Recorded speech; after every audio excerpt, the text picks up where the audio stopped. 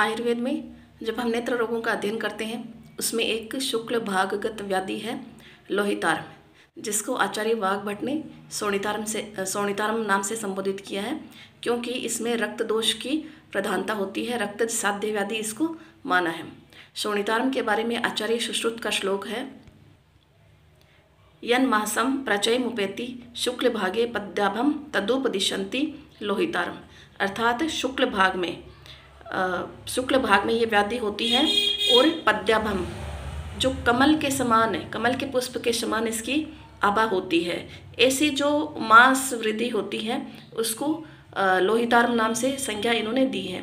आचार्य वाग्भट ने इसको शोणितार्म कहा है और इसका श्लोक दिया है, शोणितार्म शमम श्लक्षणम पद्याभम अधिक मासकम। अर्थात शोणितार्म है वो कमल जो पुष्प है उसके समान उसकी आभा होती है, सम होता है, यानी यह जो इसकी वृद्धि होती है वो बिल्कुल समान होती है, कहीं ऊपर नीचे ये इस तरह से नहीं होता, और श्लक्षण यानी चिकना होता है। ऐसा इन्होंने इसके बारे में कहा है। अब इसकी चिकित्सा जो पहले के कर्म थी उसके समान ही इसकी चिकित्सा बता रखी है।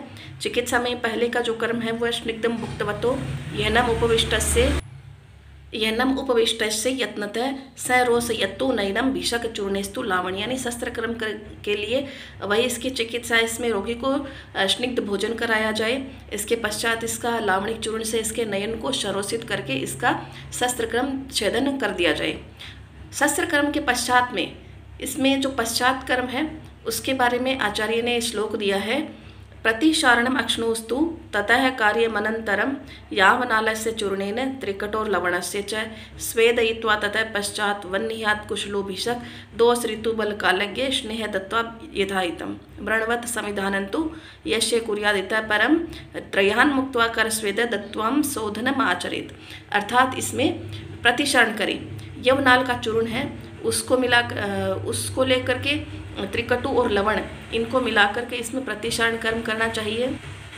जो कुशल वैद्य है दोष ऋतु बल और काल का ज्ञान करने वाला वैद्य इसमें स्वेदन दे सकता है।